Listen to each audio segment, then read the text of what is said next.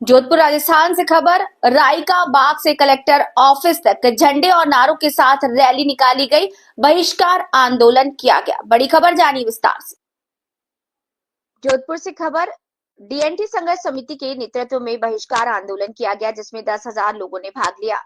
रायका बाग से collector office तक झंडे और नारों के साथ रैली निकाली गई। डीएनटी संघर्ष समिति के अध्यक्ष लालजी रायका ने 7 जनवरी में पाली आंदोलन के बाद भी राजस्थान सरकार ने उनकी मांगों पर विचार नहीं किया, इसलिए आज यहां मुख्यमंत्री का पुतला फूंका गया। लालजी रायका ने घोषणा की कि यदि राज्य सरकार को जून तक का समय देते हैं, यदि सरकार डीएनटी की मांगों को पूरा नहीं करती तो 1 जुलाई को जयपुर में महाआंदोलन किया जाएगा, जिसमें लाखों लोग भाग लेंगे। रतननाथ कलबेलिया अध्यक्ष विमुक्तु घुमंतु और अर्ध घुमंतु परिषद ने बताया कि यदि सरकार समय रहते नहीं चेती तो घुमंतु समाज राज्य भर में आंदोलन कर इन समाजों को जोड़ेगा। बावरी समाज के अध्यक्ष विष्णा जी बावरी ने कहा कि हर सरकार ने उनको ठगा है। आंदोलन के सभा के राजा राम नायक प्रदेशाध्यक्ष नायक समाज विकास संस्था गीता बगरिया ने संबोधित किया। वंचित वर्ग आरक्षण उपवर्गीकरण समिति के प्रदेश अध्यक्ष विकास नरवार ने कहा कि आरक्षण का लाभ कभी भी वंचित समाज को नहीं मिला, इसीलिए सर्वोच्च न्यायालय के निर्णय के अनुसार उपवर्गीकरण करना चाहिए। मिरासी समाज के अध्यक्ष वेद प्रकाश ने कहा कि मिरासी जाति घुमंतु है, लेकिन उसे सूची में शामिल नहीं किया गया। डीएनटी संघर्ष समिति की निम्न मांगे हैं। हमारी 10 मांगे निम्न प्रकार है। डीएनटी मांग पत्र। हमारी 10 मांगे इस प्रकार हैं। जातियों को सूचीबद्ध करने। अनेक विसंगतियों की है, जैसे रैबारी लिखा है लेकिन उसमें पर्याय शब्द रायका और दिवासी नहीं लिखा, जिसमें उनके विमुक्तु घुमंतु और अर्ध घुमंतु पहचान जाति सर्टिफिकेट नहीं बन रहे। जोगी कालबेलिया लिख दिया, जबकि जोगी और कालबेलिया अलग अलग है। बावरी लिखा है लेकिन बागरिया नहीं लिखा। बंजारा भाट और राव एक ही जाति है, लेकिन उनमें भी भेद किया गया।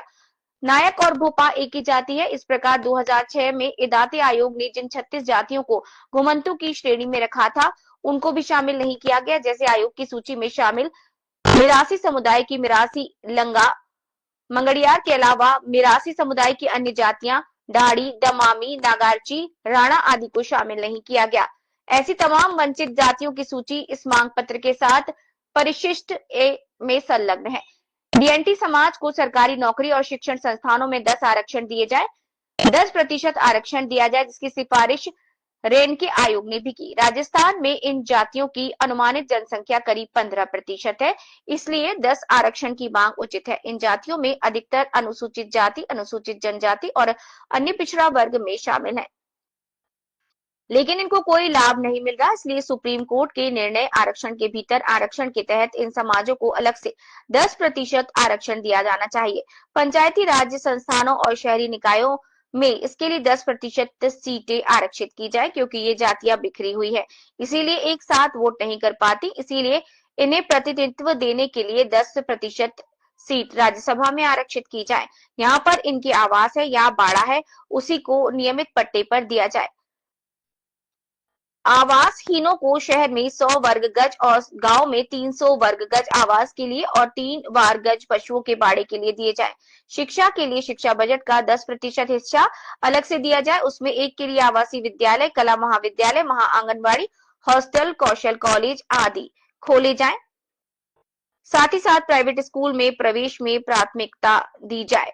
उनकी फीस की सरकार द्वारा प्रतिपूर्ति की जाए। महिलाओं और युवाओं को आधुनिक उद्योग जैसे इलेक्ट्रॉनिक, कंप्यूटर, मैन्युफैक्चरिंग ट्रेनिंग देकर रोजगार दिया जाए, क्योंकि इन जातियों में बचपन से ही कला की प्रवृत्ति होती है, इसीलिए इन उद्योगों के लिए वे कुशल कर्मचारी साबित होंगे। सभी प्राइवेट उद्योगों को इस समाज को रोजगार देने का लक्ष्य दिया जाए। प्रतिवर्ष 1000 विद्यार्थियों को विदेश में शिक्षा के लिए भेजा जाए, जिसका पूर्ण खर्च सरकार वहन करे। इसके लिए अलग मंत्रालय, वित्त निगम और लोन की सुविधा होनी चाहिए।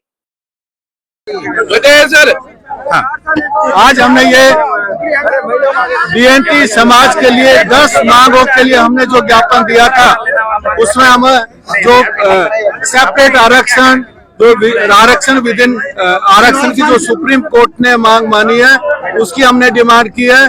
10% हमने पंचायत और लोकल बॉडी में डीएनटी समाज के लिए मांग की है। आवास के लिए हमने मांग की है और बहुत सारी हमें शिक्षा के लिए मांग की है, लेकिन सरकार ने इन मांगों पे कोई ध्यान नहीं दिया। हमने मंत्री के पास गए, मैं, रतनलाल जी और हमारे विश्वनाथ जी, सब लोग, लेकिन कोई भी उस लेटर का कोई फर्क नहीं पड़ा। पहला आंदोलन हमने 7 जनवरी को पाली में किया, फिर सरकार को समय दिया, लेकिन फिर भी सरकार पे कोई फर्क नहीं पड़ा। इसलिए आज हमने पुतला जला करके और हमारा आक्रोश दिखाया है कि यदि अब आगे सरकार हमारी मांगों को नहीं मानती है तो ये बहिष्कार आंदोलन हम लोग जयपुर में लेके जाएंगे। और आज हमने सब ने मिलके, सब जितनी भी डीएनटी हमारी 50 समाज है, 50 जातियां, सब ने मिलके आज तय किया है 1 जुलाई 2025 को जयपुर में महा आंदोलन करेंगे, जिसमें लाखों लोग आएंगे। और वहां पे हम लोग एक दिन में नहीं जाएंगे, वहां पे बैठेंगे और सरकार को झुकाएंगे।